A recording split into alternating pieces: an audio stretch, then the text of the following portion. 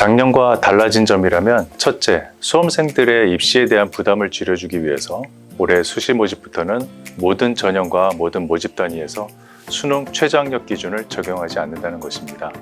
둘째, 학생부 종합전형인 나비인재 전형에서 일부 학과와 전공은 학부제 모집 외에도 전공 예약제라는 것으로도 모집을 하는데요. 원서 접수 단계에서부터 특정 전공을 선택하고 1학년 입학 때부터 해당 전공으로 공부하는 제도입니다. 셋째, 전공이나 학부 명칭이 일부 바뀌었습니다. 넷째, 학생부 교과 전형 내 사회기업 및 배려자 전형은 지원 자격이 확대되었습니다. 다섯 번째, 검정고시자는 성적별로 반영되는 환산 점수가 바뀌었습니다. 여섯째, 정시 수능 영어의 경우 등급별로 반영되는 백분위 점수가 바뀌었습니다. 일곱 번째, 음악학과 실기고사 시험 과목 중에서 기존의 뮤지컬 곡은 삭제되었고 성악곡만 가능합니다.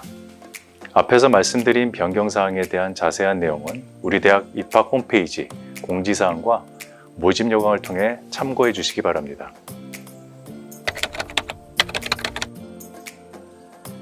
네, 전년도까지 학생부 교과 일반 전형에 수능 최저학력 기준을 적용하였지만 2021학년도부터는 학생부 종합전형을 비롯한 모든 전형에서 최저학력 기준을 적용하지 않습니다. 2021학년도 수능을 응시하지 않더라도 지원이 가능합니다.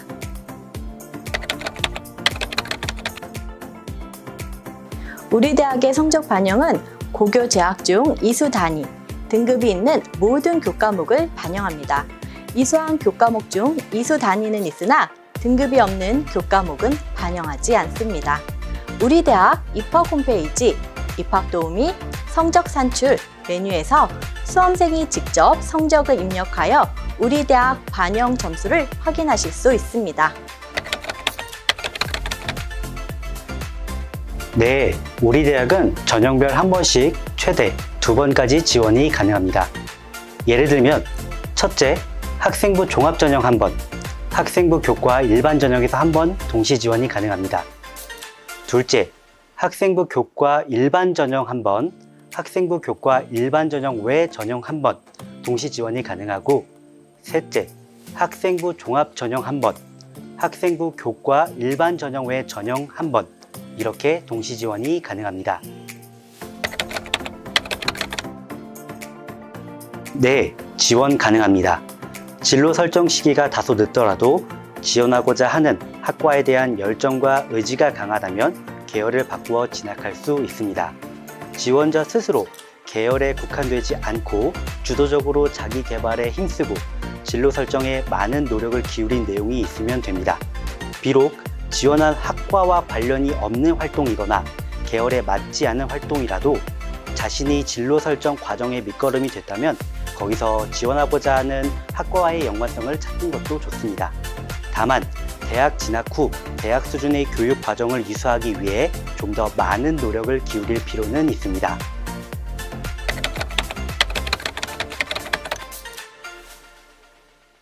네, 학생부 종합전형에서는 교과 및 비교과의 양적인 잣대만으로 평가하지 않습니다.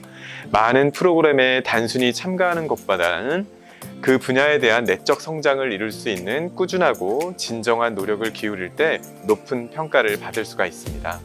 학생부 종합전형은 고교 교육과정 속에서 충실하게 교육을 받으며 성장했는지, 지원 분야의 적합성, 잠재 능력, 소질 등을 갖추었는지를 가장 중요하게 평가합니다.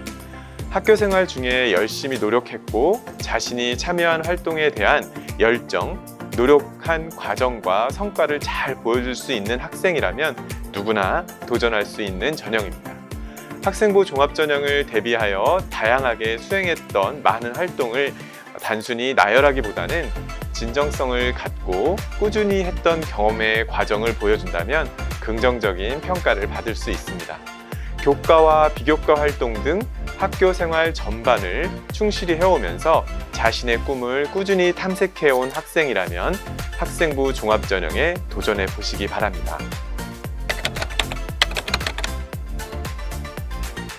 입시 결과를 확인하시려면 우리 대학 입학 홈페이지 입학 도우미 전년도 입시 결과에서 확인하실 수 있습니다.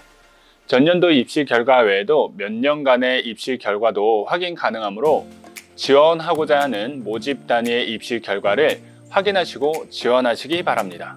단, 입시 결과는 절대적인 합격의 수치가 아닌 지원 시 참고용으로 이 점 유념하시기 바랍니다. 자기소개서를 작성할 때에는 다음 사항을 유의하셔야 합니다. 첫째, 자기소개서를 작성하기 전에 자신의 진로, 진학, 계획을 구체화하고 지원 대학 및 전공 학과의 특성을 파악하여 전공 또는 학과별 인재사항, 지원 학과 정보 등을 홈페이지를 방문하여 명확히 이해하는 것이 필요합니다. 둘째, 자기소개서는 활동의 참여 동기, 과정, 결과, 성장, 발전한 내용이 드러나도록 구체적으로 작성하는 것이 좋습니다. 생활기록부에 기재된 실적만 단순히 나열하거나 추상적인 내용을 작성하는 것은 피해야 합니다. 셋째, 자기소개서의 각 문항에서 요구하는 내용과 의도를 파악하여 작성하는 것이 중요합니다. 문항이 요구하는 내용과 관계없이 자신을 과도하게 꾸미거나 관련 없는 내용을 기술하는 것은 도움이 되지 않습니다. 넷째, 자기소개서는 글쓰기 실력을 보는 것이 아닙니다. 지원자의 문장력이나 문체를 평가하고자 하는 자료가 아니므로 고등학생 수준의 문장력 정도면 충분합니다. 단, 어법에 맞게 쓰였는지, 오탈자가 없는지 등을 꼼꼼하게 확인해야 합니다. 다섯째, 자기소개서는 각 문항별 작성 분량에 맞춰 작성하고 기한에 맞춰 제출해야 합니다. 전형이 임박해서 작성하기보다는 미리 공개된 자기소개서 양식에 맞춰 평소에 미리 써두는 것이 좋습니다. 자신의 고등학교 생활을 되돌아보고 교육과정에서 무엇을 배우고 느꼈으며 자신의 성장에 어떠한 도움이 됐는지 성찰해 보는 게 가장 중요합니다.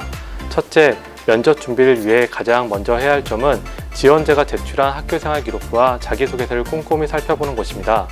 면접관은 제출한 서류의 진정성을 확인하기 위해 제출한 서류를 바탕으로 면접 지문지를 만들기 때문입니다. 둘째, 해당 대학과 전공에 대한 자신의 지원 동기를 정리할 필요가 있습니다.